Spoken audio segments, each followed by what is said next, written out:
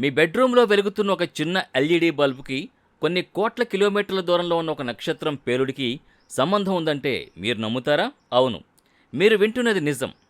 మన ఇళ్లలోని లైట్లు వెలుగుతున్నాయంటే దానికి కారణం బిలియన్ల సంవత్సరాల క్రితం ఆకాశంలో జరిగిన ఒక భయంకరమైన పేలుడు.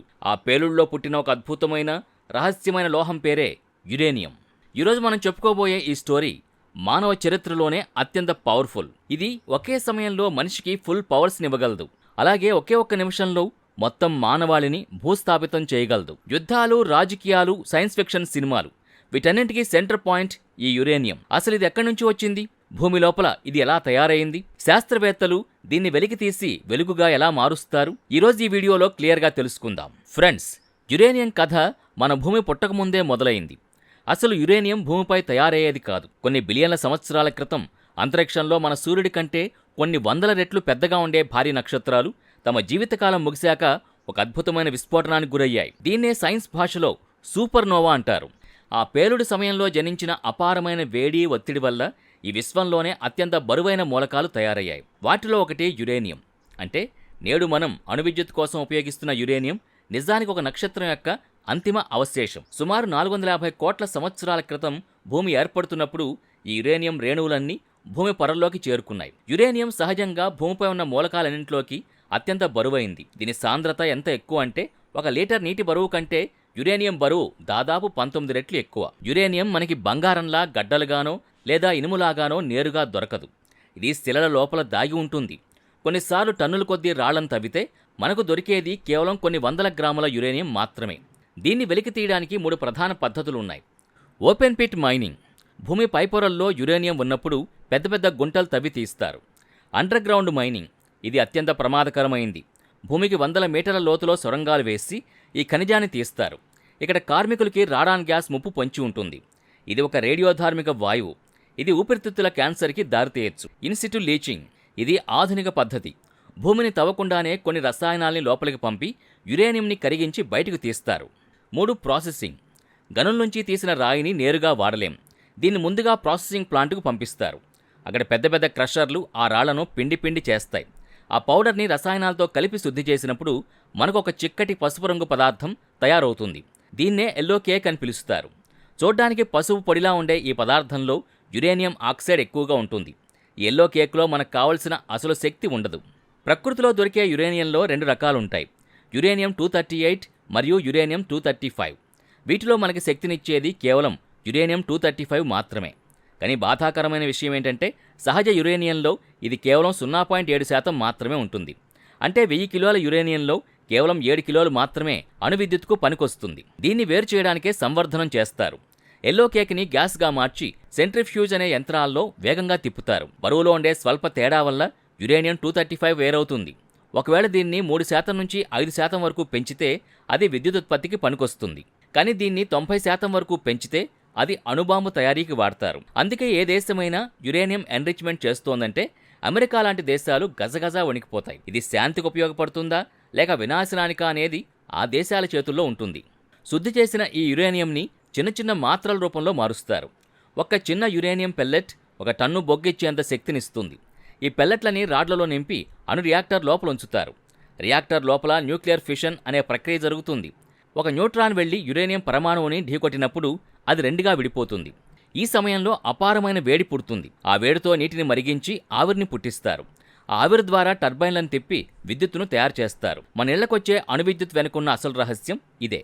యురేనియం ఎంత శక్తివంతమైందో అంత ప్రమాదకరమైంది కూడా. విద్యుత్తు తయారైన తర్వాత వచ్చే వ్యర్థాలు అంటే న్యూక్లియర్ వేస్ట్ వేల సంవత్సరాల పాటు రేడియోధార్మికతను విడుదల చేస్తాయి. వీటిని సురక్షితంగా భూమిలో పాతిపెట్టడం ఒక పెద్ద సవాల్. అలాగే చైన్ రియాక్షన్ అనియంత్రితం అయితే చెర్నోబిల్ లేదా ఫుకుషిమా వంటి భయంకరమైన ప్రమాదాలు జరుగుతాయి. అందుకే యురేనియం వినియోగం అనేది ఒక పెద్ద బాధ్యత. భారతదేశంలో యురేనియం నిల్వలు తక్కువగా ఉన్నాయి. అందుకే మనం థోరియం ఆధారిత అణువిద్యుత్ వైపు అడుగులు వేస్తున్నాం. అయినప్పటికీ జార్ఖండ్లోని జాదుగూడ వంటి ప్రాంతాల్లో మనకు విలువైన యురేనియం గనులున్నాయి. మీకు డౌట్ రావచ్చు, మన భారతదేశంలో యురేనియం దొరుకుతుందా అని. నిజానికి భారతదేశంలో యురేనియం నిల్వలు చాలా పరిమితంగా ఉన్నాయి. మన దేశంలో జార్ఖండ్లోని జాదుగూడ గని చాలా ఫేమస్. ఇక్కడ దశాబ్దాలుగా యురేనియం మైనింగ్ జరుగుతోంది. అయితే మన అణువిద్యుత్ అవసరాలకి ఈ నిల్వలు సరిపోవు. అందుకే మనం రష్యా, కెనడా మరియు కజకిస్తాన్ వంటి దేశాల నుంచి యురేనియంను దిగుమతి చేసుకుంటాం.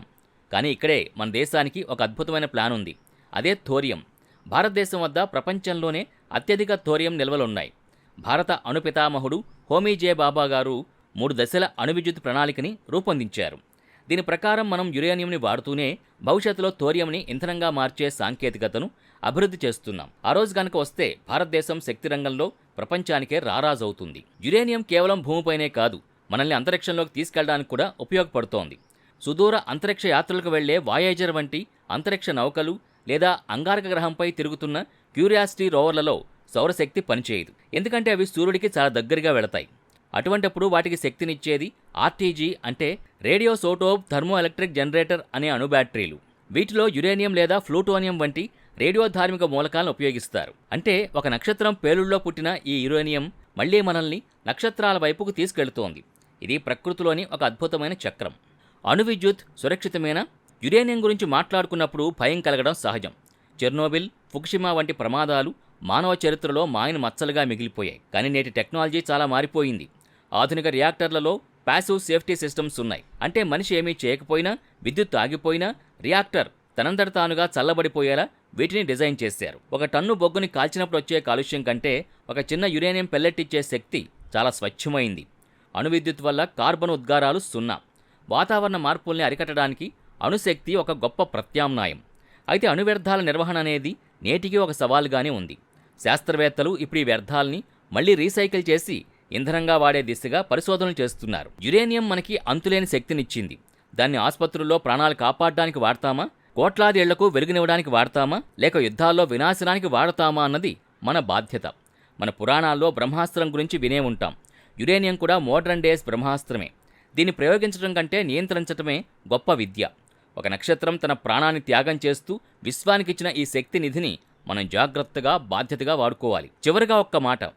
మన శరీరంలోని అణువుల నుంచి మనం ఈరోజు చర్చించుకున్న యురేనియం వరకు అన్నీ ఆ నక్షత్రాల ధూళితో తయారైనవే. అందుకే శాస్త్రవేత్తలు మనల్ని నక్షత్రాల సంతతి అని పిలుస్తారు. యురేనియం అనేది చాలా పవర్ఫుల్. ఇది మనల్ని కోట్లాది సంవత్సరాల క్రితం నాటి విశ్వాంతరాళాల నుంచి లేటెస్ట్ డిజిటల్ ఫ్యూచర్ వైపు నడిపించే ఒక బ్రిడ్జ్. గనుల చీకటి నుంచి నగరాల వెలుగు వరకు దీని ప్రయాణం ఎంతో అద్భుతమైంది. కానీ గుర్తుంచుకోండి, ప్రకృతి మనకు అపారమైన శక్తినిచ్చినప్పుడు దాంతోపాటు ఒక డేంజరస్ వార్నింగ్ను కూడా ఇస్తుంది. శక్తి పెరిగే కొద్దీ బాధ్యత కూడా పెరగాలి. యురేనియం కథ మనకు నేర్పే పరమార్థం కూడా ఇదే. అప్రమత్తంగా ఉందాం, విజ్ఞానాన్ని వికాసానికి వాడదాం. అంతేగాక భారత్ యురేనియం నిల్వల్ని బాగా పెంచుకోవాల్సిన అవసరం ఉంది. యురేనియం గురించి ఈ వీడియో మీకు నచ్చిందని ఆశిస్తున్నాను.